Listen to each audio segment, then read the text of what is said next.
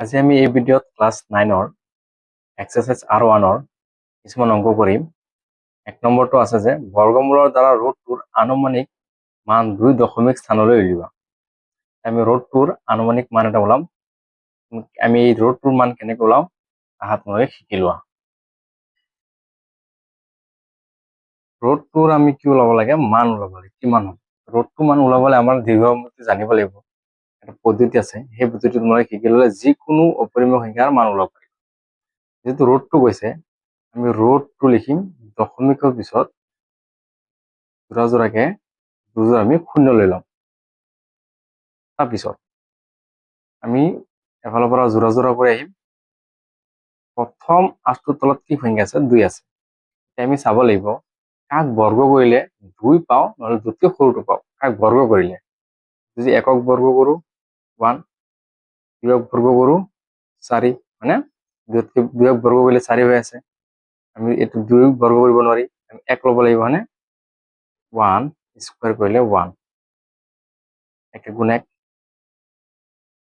তাৰপিছত বিগ কৰি দিয়া, 2 ৰ পৰা 1 গ'ল থাকিল কিমান 1। তাৰপিছত প্ৰথম জোৰাটো নামি আহিব। তাৰপিছত এইখিনি ভালকে অলপ বুজি ল'বা। ইয়াত যোনটো সংখ্যা থাকিব সেই সংখ্যাটো দুগুণ হৈ তলত নামি আহিব, অৰ্থাৎ ইয়াৰ লগত এটা 2 পূৰণ হ'ব। 2 গুণ কিমান 2। এতিয়া 2ৰ লগত কি পূৰণ কৰিলে আমি 100 পাওঁ, নহলে 100তকৈ সৰুটো পাওঁ। 2ৰ লগত কি পূৰণ কৰিলে, অৰ্থাৎ 2ৰ লগত যদি তুমি কোৱা 2 পূৰণ কৰিম, তোমালোকে 2ৰ লগতো দিব লাগিব, তলতো দিব লাগিব 2। 2 দ্বিগুণ কিমান 4, 2 দ্বিগুণ 4, 44 100তকৈ বহুত সৰু।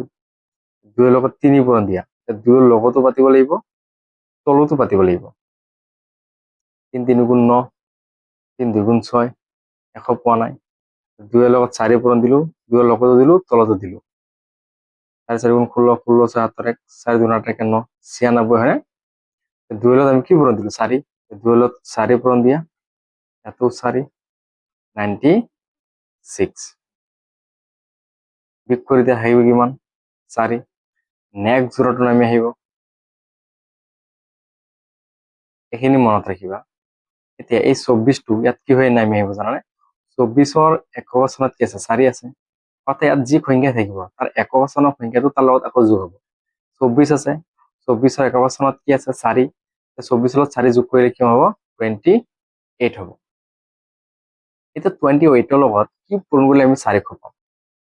যদি 28ৰ লগত আমি 1 পূৰণ কৰো, ইয়াতো 1 দিব লাগিব, তলতো 1 দিব লাগিব। কিমান হ'ব 182, 400তকৈ কম। আমি 28ৰ লগত 2 পূৰণ দিম, ইয়াতো দিব লাগিব, তলতো দিব লাগিব। পূৰণ কৰি দিয়া, 2 2 গুণ 4, 2 গুণ 16 6 7 1, 2 4 গুণ 2 2 গুণ 4 4 1 5, বহুত বেছি হৈ যায় হয়নে। 1 পূৰণ দিব লাগিব, 8ৰ লগত 1 দিয়া, ইয়াতো 1 দিয়া, কিমান হ'ব 281 হয়নে। মাইনাছ কৰি দিয়া 119, দশমিকৰ চিধা চিধি দশমিককে উঠাই দিবা। এতিয়া যেহেতু আমাক কৈছে দশমিকৰ পিছত দুঘৰ ওলালে হ'ব, আমি আৰু অংক নকৰো। ৰুটটোৰ দশমিকৰ পিছত 2 ঘৰ ওলালে হ'ব, যেহেতু 1.41 আমাৰ ৰুটটোৰ আনুমানিক মান। নিশ্চয় বুজি পাইছা অংকটো। 2 নম্বৰত কৈছে দুটা অপৰিমেয় সংখ্যা লিখা যাৰ যোগফল পৰিমেয় আৰু পূৰণফল পৰিমেয়। আমি দুটা অপৰিমেয় সংখ্যা লিখিব লাগে, যদি আমি যোগ কৰো পৰিমেয় পাম, আৰু যদি পূৰণো কৰো আমি পৰিমেয় পাম। এতিয়া আমি লিখিব পাৰি মাইনাছ ৰুটটো এটা অপৰিমেয় সংখ্যা, প্লাছ ৰুটটো, দুইটা অপৰিমেয় সংখ্যা আমি যোগ কৰিছো। মাইনাছৰ ৰুটটো আৰু প্লাছৰ ৰুটটো কাটা গ'লে থাকিব কি শূন্য। শূন্যটো কি সংখ্যা আমাৰ পৰিমেয় সংখ্যা। আৰু পূৰণফল মাইনাছ ৰুটটো অপৰিমেয় সংখ্যা, পূৰণ ৰুটটো পৰিমেয় সংখ্যা। এতিয়া আমি এই দুটো পূৰণ কৰলে কি লিখিব পাৰি, -4 2 2 গুণ 4। আমি জানো 4 টু ৰুট চিনৰ পৰা 2 হৈ ওলাই আহিব হয়নে, যেহেতু 4 আমি লিখিব পারি 2 স্কয়ার -2। -2টো আমার কি সংখ্যা হৈ গ'ল, পৰিমেয় সংখ্যা হৈ গ'ল। নিশ্চয় বুজি পাইছা, সহজ। 3 নম্বৰ কুৱেশ্যনত কৈছে সংখ্যা ৰেখাৰ সহায়ত -5 আৰু 5ৰ মধ্যৱৰ্তী অখণ্ড সংখ্যাবোৰ লিখা। -5 আৰু 5ৰ মাজত কি সংখ্যা আছে আমাৰ সেইটা লিখিব লাগে। এতিয়া আমি সলিউশনটো কৰো। -5 আৰু 5ৰ ইহঁতৰ মাজত কি আছে? 0 1 2 3 4 -1 -2 -3 -4 হয়নে? এতেকে -5 আৰু 5ৰ মাজৰ সংখ্যাবোৰ হল, আমি কি লিখিব পাৰি? 0 1 2 3 4 -1 -2 -3 আৰু -4। নিশ্চয় বুজি পাইছা, একদম সহজ হয়। 4 নম্বৰ অংকটো বহুত ইম্পৰ্টেন্ট, প্ৰায় অঙ্ক পৰীক্ষাত আহে। তো সূচকৰ বিধি a⁴m হৰণ a⁴n equal to a⁴m - n m = n লৈ প্ৰমাণ কৰা যে a⁴0 ইকুয়াল টু 1। তোমালোকে সূচকৰ বিধিটো ভালকে চাই ল'বা। 7-8টা মান সূচকৰ বিধি আছে, তোমালোকে কিতাপটোৰ পৰা উঠাই ল'বা, বহুত কামত আহিব। আমি 4 নম্বৰ অংকটো কৰো। আমাৰ কি দি আছে? a⁴m হরণ a⁴n equal to a⁴m - n। এতিয়া যেটো হরণ হৈ আছে, আমি জানো একেই সংখ্যা হরণ হৈ থাকিলে এইটো সূচক মাইনাস হৈ যায়। লিখিব পারি a⁴m - n। আর আমি ইয়াত লিখিব পারি a⁴n - n, যেহেতু m আৰু n সমান। ইয়াতো আমি এইটো এপ্লাই কৰিব পাৰি হয়নে? a⁴n - n, n পৰা n গুচি গ'ল, থাকিল কি a⁴0। n পৰা n মাইনাস গুচি গ'ল, থাকিল কি a⁴0। আমি জানো কোনো এটা সংখ্যাৰ সূচক যদি 0 হৈ যায়, তাৰ মান কি হৈ যায়? 1 হৈ যায়। নিশ্চয় বুজি পাইছা। 5 নম্বৰ সেম একেই। সূচকৰ বিধি a⁴m হরণ a⁴n equal to a⁴m - n to m = 0 লৈ প্রমাণ কৰা যে a⁻n ইকুয়াল টু 1/a⁴n। এইটো এটা সূচকৰ বিধি হয়। অঙ্কটো কৰো আমি। 5 নম্বৰটো একে নিয়মতে কৰিম। মই কি দি আছে লিখি লও, a⁴m হরণ a⁴n equal to a⁴m - n। Direct আমি মাইনাস করে দিতে পারি বা হরণও করে দিতে পারি। হরণ করে দিতে লাগিলে a⁴n আমি লিখিব পারি a⁴m - n। এতিয়া যেহেতু a⁴m এর মান আমি m এর 0 লিখিব পারি, আমি লিখিব পারি a⁴0 ডিভাইড বাই a⁴n, কারণ আমাক দিয়া আছে m এর মান 0, হয়নে? এতটুকু লিখিব পারি m অর্থাৎ 0 মাইনাস n। এতিয়া আমি প্রমাণ করে আইছো যে কোনো একটা সংখ্যার সূচক যদি 0 হয়, তার মান কি হয়ে যায়? 1 হয়ে যায়। a⁴n equal to a⁴। এতিয়া মাইনাস n এর পৰা 0 গুচি গেলে থাকিব কি? মাইনাস n, হয়নে? এটো তো আমার প্রমাণ কৰিব দিছিল। তোমৰা সুন্দৰকে এটো উঠাই লবা। 6 নম্বৰ কোৱেশ্যনটো কি হৈছে? প্ৰত্যেক জোড়ৰ প্ৰত্যেক মৌলিক উৎপাদক উলিয়াই গসাগু আৰু গসাগু স্থিৰ কৰা। অৰ্থাৎ আমি গোটেইটা কি কৰিব লাগিব? ছুটি সম্পত্তিৰে ভাঙি পেলাই লসাগু আৰু গসাগু ওলাব লাগিব। মই অংকটো শিকাই দিওঁ। যেহেতু আমাৰ সংখ্যা দুটা দিয়া আছে, আমি সংখ্যা দুটা প্ৰথমতে ছুটি সম্পত্তিৰে ভাঙি ল'ব লাগিব। 321ক ভাঙিলে 3ৰে হৰণ যায়, 3 3 এবাৰ যাব, 3 2ত নাযায়, 21 যাব 7 বাৰ, মাজত 0 107। আমি দুটা উৎপাদক পালো 3 × 107। সেম 396কো এনেকে ভাঙি ল'ব লাগিব ছুটি সম্পত্তিৰে।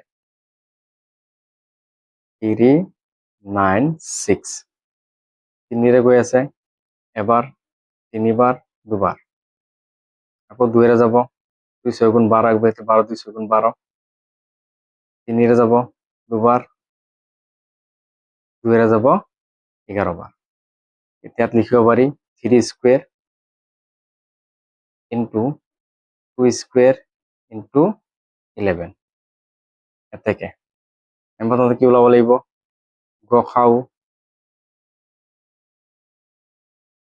গসাউ ওলাওঁতে মনত ৰাখিবা উৎপাদকত মিলাৰ ভিতৰত আটাইতকৈ সৰুটো ল'ব লাগিব মিলাৰ ভিতৰত আটাইতকৈ সৰুটো 3 ইয়াতো আছে না এতিয়া এই দুটা 3 পৰা কোনটো সৰু ই সৰু ই 3 এটা ইয়াত 3 দুটা গসাউ হ'ব 3 আৰু তো একো মিলা নাই নিমিলিলে ল'ব নালাগে এতিয়া আমি লসাগু ওলাও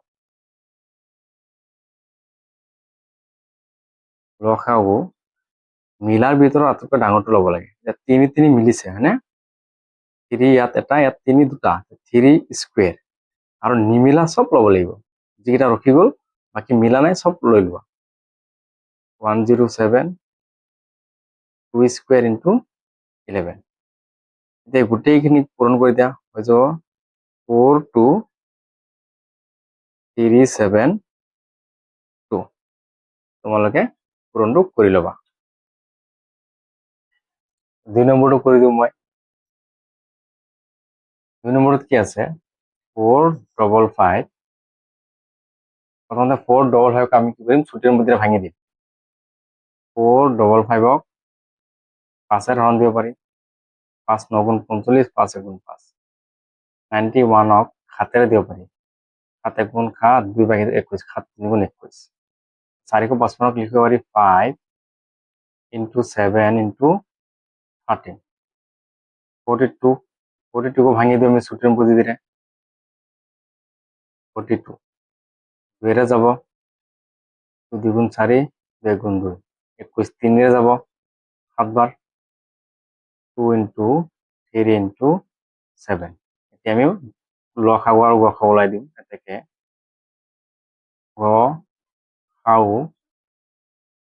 গসাগু কি হ'ব মিলাৰ ভিতৰত সৰু ল'ব লাগিব 5 ইয়াত আছে ইয়াত নাই 13 আছে 13 নাই 3 আছে 3 নাই কিন্তু 7 মিলিছে হয় না আমাৰ কি হ'ব 7 আৰু লসাগু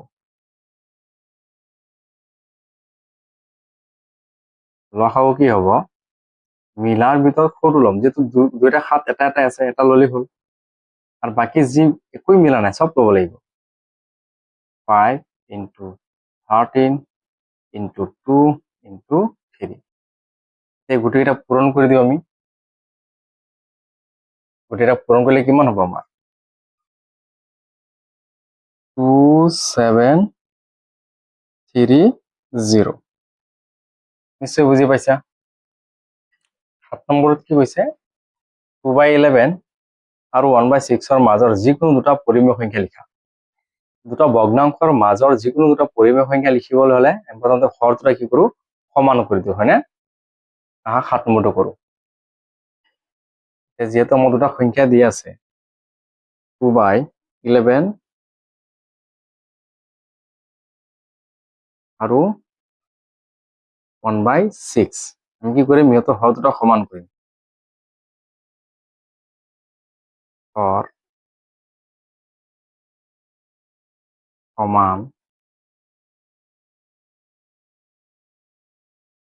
কৰি পাওঁ আমি ইহঁতৰ হৰ যিটো সমান কৰিম এতেকে 2/11 আৰু 1/6 এতিয়া 2/11 আৰু 1/6 হৰ সমান কৰিলে ইয়াৰ হৰৰ লগত 6 পূৰণ দি দিয়া আৰু ইয়াৰ হৰৰ লগত 11 পূৰণ দি দিয়া আৰু এটা ভগ্নাংশ নিয়ম আছে তুমি তলত যদি যোনটো সংখ্যা পূৰণ দিছা এইটো ওপৰতো দিব লাগিব তুমি তলত ইয়াত 11 পূৰণ দিছা ওপৰতো দিব লাগিব 2 7 কিমান 12 11 into 6 66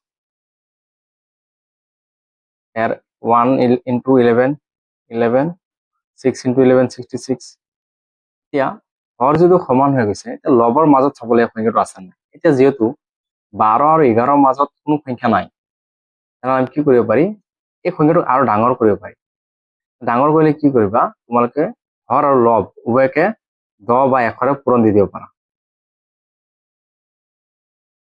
যেহেতু হৰ চেঞ্জ নহয়, হৰ একে সমানে থাকিব। 66 into 10 660, এলত পূৰণ দিয়ে 120,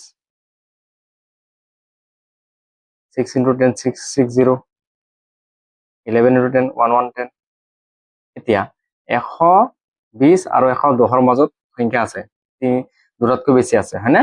এতিয়া লিখি দিয়া এতেকে 2/11 আৰু 1/6ৰ মাজত থকা দুটা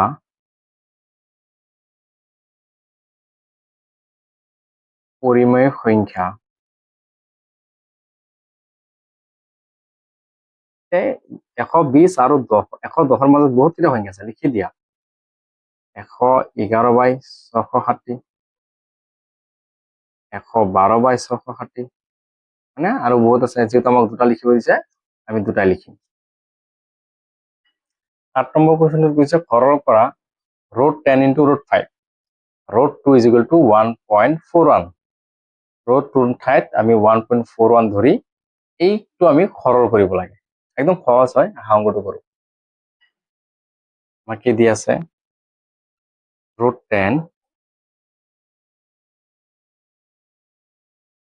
into √5, হয়নে? আমি √10টোক লিখিব পাৰিনে হোল √5 into 2 into √5, এক ভাঙি দিলে এক্সট্ৰাকে লিখি দিলে √5 into √2 into √5 হ'ব। এতিয়া আমি জানো যে একেই সংখ্যা যে ৰুট চিহ্নৰ তলত থাকে আৰু পূৰণ হৈ থাকে, সেই সংখ্যাটো ওলাই আহিব, হয়নে? যেনে ধৰা √a into √a, আমি লিখিব পাৰি a, √5 into √5 আমি 5 লিখিব পাৰি, into √2 5 থাকক, √2 মান আমাক দি দিছে, কি ল'ব দিছে 1.41, 5 টো এলত পূৰণ কৰিলে কিমান হ'ব 7.05, নিশ্চয় বুজি পাইছা। 9 নম্বৰ অংক তোমালোকে আটাইতকৈ বেছি ইম্পৰ্টেণ্ট এইটো অনুসৰি, ইয়াৰ পৰা প্ৰায় অংক আহিয়ে থাকে। P/QRহি ভগ্নাংশত প্ৰকাশ কৰা, আমাক কিছুমান সংখ্যা দিয়া আছে ন, এইটো আমি P/QRহিত প্ৰকাশ কৰিব লাগে। একদম সহজ নিয়মত শিকাইছো, তোমালোকে ভিডিঅ'টো ভালকে চাই থাকা। আমাক কি দিয়া আছে 0.18 বাৰ, এনেকে 8ৰ ওপৰত এটা পইণ্ট দিয়া আছে, হয়নে? এইটো বাৰ বুলি কয়। অৰ্থাৎ ইয়াৰ অৰ্থ এইটো যে 0.1 যোনটো সংখ্যাৰ ওপৰত বাৰ দিয়া থাকিব, সেই সংখ্যাটো বাৰে বাৰে আহি থাকিব, শেষ নহয় মানে, এনেকে আহি থাকিব। এতিয়া ধৰো x equal 0.1888 এনেকে গৈ থাকিব। এতিয়া আমি কি কৰিম, আমি এই সংখ্যাটোৰ লগত আমি প্ৰথমতে 10 এটা পূৰণ দিম, এতেকে 10x, যেহেতু তুমি x ৰ লগত 10 পূৰণ দিছা, তেনেহ'লে x ৰ মানৰ লগতো 10 পূৰণ দিব লাগিব, হয়নে? ইয়াৰ লগত 10 পূৰণ দিলে কি হ'ব, এটা দশমিক ঘৰ পিছুৱাই যাব, হয়নে? আহি যাব 1.8888 8 আৰু আছে, এইটো ধৰা আমাৰ 1 নম্বৰ সমীকৰণ। এতিয়া চোৱা, এই সংখ্যাটোৰ দশমিকৰ পিছত 1 আছে, ইয়াত দশমিকৰ পিছত 8 আছে, যেহেতু দশমিকৰ পিছত সংখ্যাটো মিলা নাই 10 দি পূৰণ দিয়াটো, আমি কি কৰিম এতিয়া 100 দি পূৰণ দিম, 100x, অৰ্থাৎ ইয়াৰ লগত আমি কি কৰিছো 100 পূৰণ দিছো, তেনেহ'লে ইয়াৰ মানৰ লগতো 100 পূৰণ দিব লাগিব, অৰ্থাৎ 100 পূৰণ দিছা, দুগৰ দশমিক পিছুৱাই যাব, হয়নে? 18.8888 আহি যাব, এটা আমাৰ 2 নম্বৰ সমীকৰণ। এতিয়া চোৱা, এই দুটাত মিলিছে, ইয়াৰ দশমিকৰ পিছত কি আছে 8 আছে, ইয়াৰো দশমিকৰ পিছত কি আছে 8 আছে। যেতিয়া দশমিকৰ পিছত সংখ্যা দুটা মিলি যাব, তোমালোকে বিয়োগ কৰি দিবা, এতেকে সদায় ডাঙৰটোৰ পৰা সৰুটো বিয়োগ কৰি দিবা। 2 নম্বৰ মাইনাছ 1 নম্বৰ। 2 নম্বৰ সমীকৰণটো কি আছিল 100x equal 18.8888 dot dot. 1 number সমীকৰণ কি আছিল 10x ইকুৱেল 1.8888 হয়নে? এইখিনিৰ পৰা গোটেইখিনি চব আঁতৰ পৰা আগ গ'লে শূন্য থাকিব। 18 পৰা এক গ'ল থাকিল কিমান 17 17। 100টা এক্সৰ পৰা 10টা এক্স গুচি গ'ল থাকিল কেইটা এক্স 90টা এক্স। এতিয়া এক্স ৰাখা, এক্সৰ লগত 90 কি হৈছে পূৰণ হৈছে, সেইটো চব পাৰ কৰি এতিয়া কি হ'ব হৰণ হ'ব 90। এইটোৱে আমাৰ নিৰ্ণয় ভগ্নাংশটো। কাৰণ আমি এক্স ধৰিছিলো ন, এক্স ইকুৱেল এইটো এক্সৰ মানটো আমি ওলাই দিলো। যেহেতু এক্স ইকুৱেল 0.18188 আছিল, এতিয়া এক্সৰ মান আমি কি হ'ল 17/90 ওলাই দিলো। এতিয়া 90 দি যদি মই 17 হৰণ দিওঁ 0.1888 ওলাই থাকিব। নিশ্চয় বুজি পাইছা? মই 9 নম্বৰ আৰু এটা কৰি দিওঁ তোমালোকৰ সহজ হোৱাৰ কাৰণে। মই চাইডো কৰি দি আছো। ইয়াত দিয়া আছে যে 2.4431 3 ওপৰত আৰু 1 ওপৰত বাৰ আছে। অৰ্থাৎ আমি লিখিব পাৰি 2.4431 হয়নে? এনেকে গৈয়ে থাকিব। এতিয়া আমি ধৰো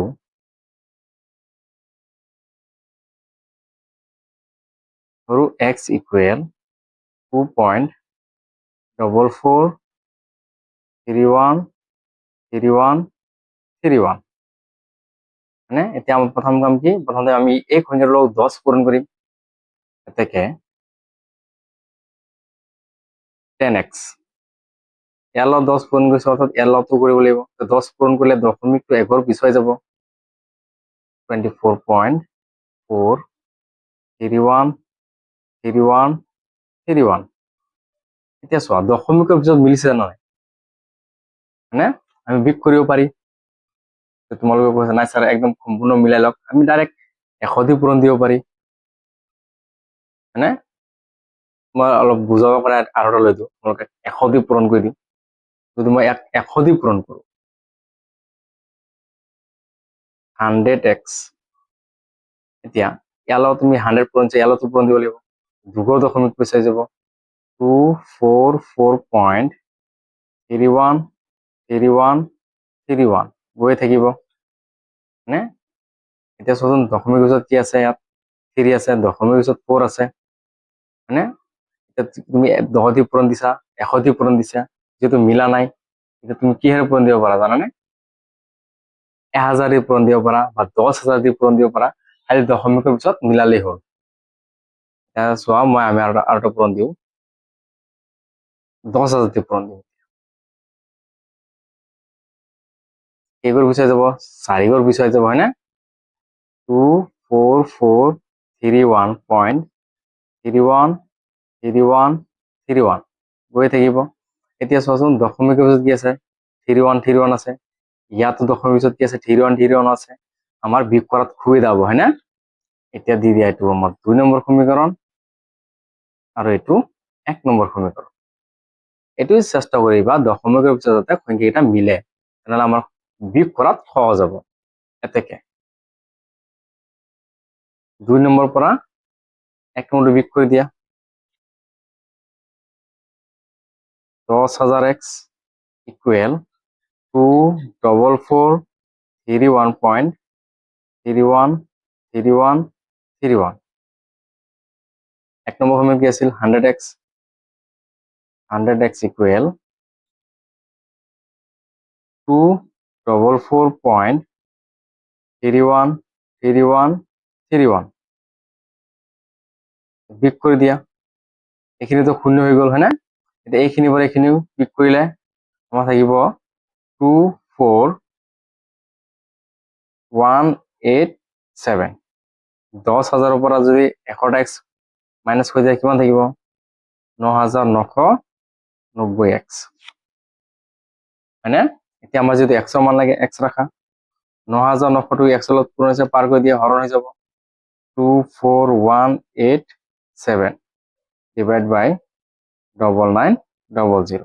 এতিয়া যদি 9,900 দি 24,187 হৰণ দিয়া আমাৰ এনসাৰ ওলাব 2.44313131 ওলাই থাকিব। আমাৰ নিৰ্ণয় পৰিমেয় সংখ্যাটো এইটো। আশা কৰো বুজাব পাৰিছো। যদি অংকটো ভাল লাগিছে তেন্তে চেনেলটো সাবস্ক্ৰাইব কৰি দিবা আৰু ভিডিঅ'টো লাইক কৰি দিবা।